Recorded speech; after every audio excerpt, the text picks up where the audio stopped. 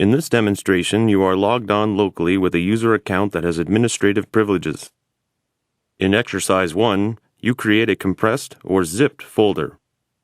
Windows XP Professional starts Windows Explorer. In the left pane of the window, select Local Disk C. On the File menu, point to New, and then click Compressed, Zipped Folder. Windows XP Professional displays a new folder named New Compressed Folder in the Details pane. The zipper on the folder indicates it is a compressed or zipped folder.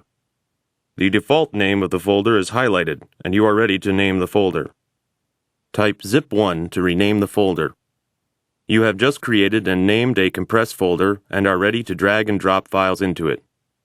This completes Exercise 1. In Exercise 2 of this demonstration, you use NTFS compression to compress files and folders. You then display the compressed files and folders in color. You uncompress a file and test the effects that copying and moving files have on compression. To view the capacity and free space for Drive C, you use Windows Explorer. Right-click Drive C and then click Properties. The Local Disk C Properties dialog box is displayed and the General tab is active, which shows you the capacity of Drive C and free space for Drive C. Click Cancel to close the Local Disk C Properties dialog box and return to Windows Explorer. In the next part of this exercise, you use Windows Explorer to create a folder in the root folder of Drive C and name it Compressed. To create a folder in Drive C, click Local Disk C and, on the File menu, point to New and click Folder. Windows XP Professional creates a folder named New Folder in the root folder of the C drive. Right-click New Folder and then click Rename. Type Compressed and then press Enter. You have just named the new folder you created Compressed. In the left pane, click Compressed to select it. You are now going to create a folder in the folder you named Compressed and name the new folder Compressed 2. First, make sure that Compressed is still selected. On the File menu, point to New and click Folder. A folder named New Folder is created in the Compressed folder. Right-click New Folder and then click Rename. Type Compressed 2 and then press Enter. You have just created a folder named Compressed 2 in the Compressed folder. To compress the compressed folder and its contents, right-click the compressed folder and then click Properties. In the General tab, click Advanced. The Advanced Attributes dialog box appears. To compress the folder and its contents, select the Compress Contents to Save Disk Space checkbox. You cannot both compress and encrypt a folder. Select the Encrypt Contents to Secure Data checkbox. Notice that Windows XP Professional clears the Compress Contents to Save Disk Space checkbox. Select the Compress Contents to Save Disk Space checkbox. Click OK to return to the Properties dialog box. Click Apply to apply your settings. Windows XP Professional displays the Confirm Attribute Changes dialog box, prompting you to specify whether to compress only this folder or this folder and all subfolders.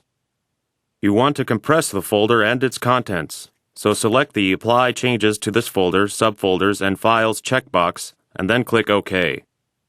Click OK to close the Properties dialog box. You will now uncompress a folder. To uncompress the Compressed 2 folder, in Windows Explorer, expand the Compressed folder. In the Compressed folder, right-click Compressed 2, and then click Properties. The Compressed 2 Properties dialog box is displayed, and the General tab is active. In the General tab, click Advanced. The Advanced Attributes dialog box is displayed. Clear the Compress Contents to Save Disk Space checkbox. Click OK to apply your settings and return to the Properties dialog box. Click OK to close the Properties dialog box. Because the Compressed 2 folder is empty, Windows XP Professional does not display the Confirm Attribute Changes dialog box asking you to specify whether to uncompress only this folder or this folder and all subfolders. The Compressed 2 folder is no longer compressed, so the name Compressed 2 is displayed in black text. This completes Exercise 2. In Exercise 3, you see the effect that copying and moving files has on compressed files. In Windows Explorer, select Compressed.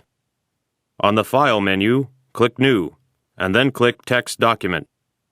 Type Text1, and then press Enter to name the new text document Text1. You can tell that Text1 is compressed because of the color used to display the name of Text1. You are now going to copy a compressed file into a folder that is not compressed. Copy Text1 to the compressed Compressed2 folder by holding down the Control key and dragging the file. Notice that Text1 is uncompressed. When you copy a file, you are creating a new file, and a new file inherits the compression attribute of the folder in which it is created. You are now going to move a compressed file into a folder that is not compressed. Move Text1 to the compressed Compressed2 folder. The Confirm File Replace dialog box appears, asking whether you want to replace the file. Click Yes. Notice that Text1 is still compressed. When a file is moved to a new folder on the same partition, its compression attribute doesn't change. This concludes this demonstration.